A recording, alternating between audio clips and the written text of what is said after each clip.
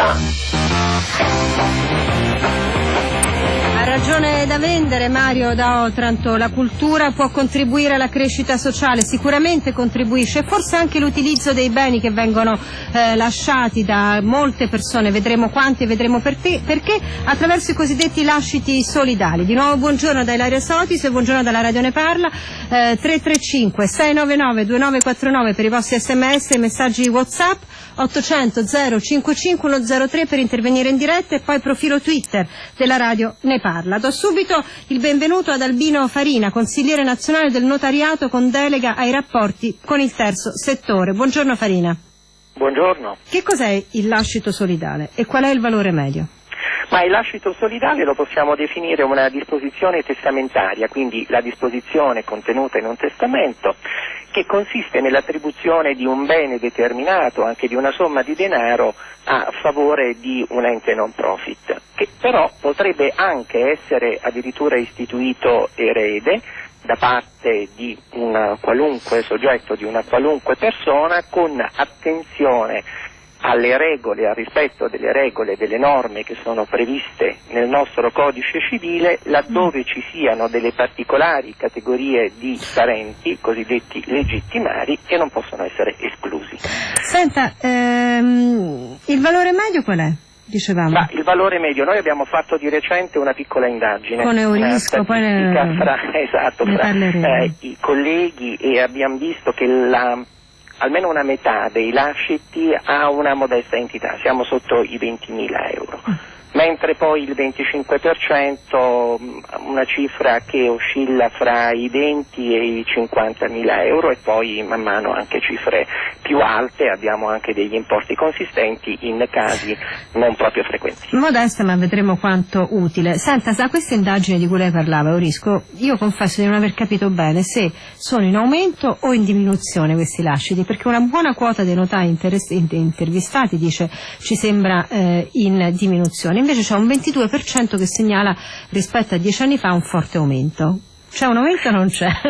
Ma io direi che da quello che noi abbiamo rilevato e da quello che anche nell'esercizio quotidiano della nostra professione constatiamo, c'è un aumento della sensibilizzazione, quindi della sensibilità dell'italiano, sia nei confronti proprio dello strumento testamentario, che rispetto ad altri paesi dell'Europa e soprattutto di matrice anglosassone non è sfruttatissimo, sì, sia nei confronti proprio della destinazione a favore di enti che sono impegnati nel sociale. Quindi, aspetti, non è sfruttatissimo il testamento in generale o il lascito solidale? Ma direi anche un po' in generale, nel senso che il testamento ha sempre in sé un valore, voglio dire, di scaramanzia, perché lo si collega al concetto di morte e quindi non tutti sono propensi, soprattutto in età media, a redigere un testamento. E invece spesso aiuta, fa chiarezza. Allora diamo il buongiorno agli altri ospiti che ci aiutano oggi e che vi presento subito, e sono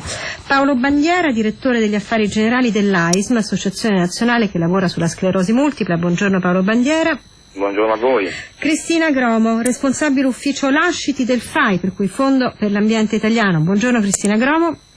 Buongiorno. E Guido Castelli, che è sindaco di Ascoli Piceno ed è per l'ANCI, l'Associazione Nazionale dei Comuni Italiani, colui che si occupa di finanza degli enti locali. Buongiorno Castelli. Buongiorno. L'ho tenuta per ultima perché voglio iniziare da lei. Quando un comune riceve un lascito, è contento oppure no?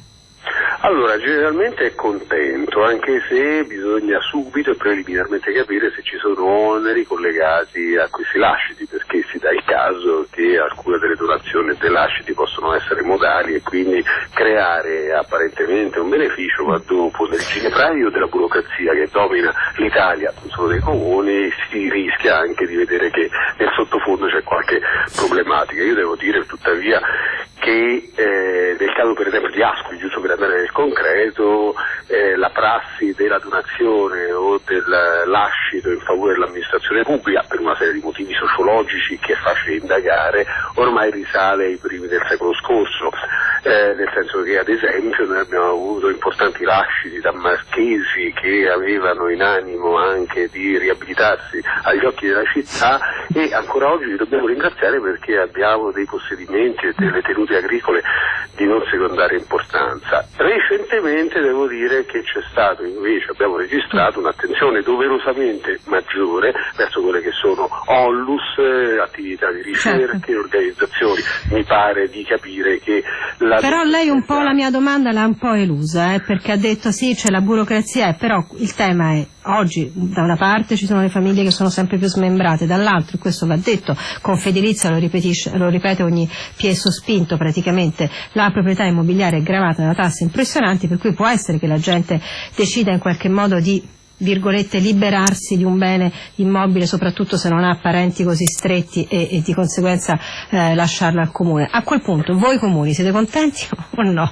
No, per carità, siamo in ogni caso contenti, non dovendoci pagare l'IMU, fra l'altro, che è la tassa che noi imponiamo agli altri. Devo dire che però è un esempio piuttosto raro, comunque rarefatto, nel senso che il liberarsi dal bene è vero che può avere un significato, però di questi tempi è molto raro vedere che i destinatari di queste attenzioni filantropiche siano gli enti pubblici, ma per motivi connessi. E questa è una parziale risposta a Mario da Otranto. Cristina Gromo, responsabile ufficio lasciti del FAI, voi ovviamente quello che ricevete in termini di lasciti, se si tratta di immobili, li dovete destinare alla cultura, no? Che come dice Mario aiuta il paese a elevarsi, o no? Siete legati alla destinazione? Esatto. Certo, se sono beni a valenza istituzionale sono destinati ad essere aperti al pubblico a beneficio della collettività, con eventi che vengono organizzati all'interno di questi beni, quindi valorizzando il bene, però questi sono accordi che solitamente vengono presi con il proprietario del bene quando costui è ancora in vita. Quanto del vostro patrimonio è rappresentato dai lasciti? Una metà, direi. Può quantificarlo? Una metà. Può quantificarlo? Oggi come oggi direi che una metà è rappresentata dai lati, un poco meno della metà, poi c'è un buon quarto da donazioni che sono state donazioni in vita e poi con comunità accomodati con enti pubblici. Chi fa le donazioni al FAI? Chi fa i lasciti al FAI, scusi, non le donazioni? Generalmente sono persone, sono state o sono, perché sono infieri, persone che comunque non hanno successione diretta, non hanno figli, sono coniugi senza prole, quindi che non hanno dei legittimari diretti, ecco. Questo molto spesso, questo vuole dire, ricorre frequentemente. Voglio fare un po' le stesse domande anche a Paolo Bandiera, abbiamo detto direttore affari generali dell'AISM. L'AISM è una delle associazioni che poi si sono riunite anche in un tavolo che lavora sul testamento solidale, ne fanno parte anche Action Aid, Fondazione Dognocchi, Lega del Filo d'Oro, insomma non li cito tutti quanti, e voi avete fatto, se non sbaglio, a febbraio la settimana dei lasciti, Paolo Bandiera, che mirava a cosa? A informare, a ottenere più lasciti, e poi cosa ne fate? Ma per noi prima di tutto la settimana vale a promuovere conoscenza, consapevolezza e fare cultura sull'importanza dei lasciti in generale e in specifico dei lasciti solidali.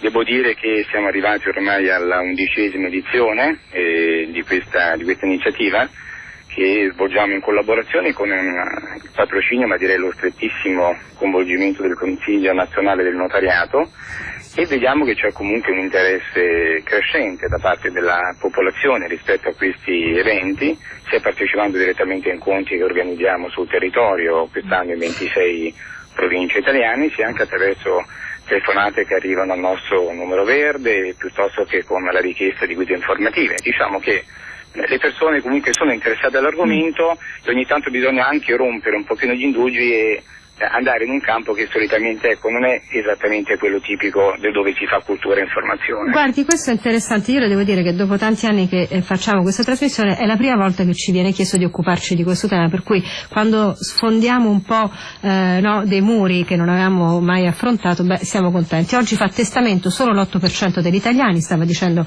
Albino Farina, consigliere nazionale del notariato, quasi 9 milioni gli over 55 che dichiarano di conoscere e di riflettere sull'opportunità possibilità di fare un lascito, tuttavia sono a circa il 10% gli italiani che inseriscono il lascito solidale nelle loro ultime volontà, e a donare sono soprattutto donne.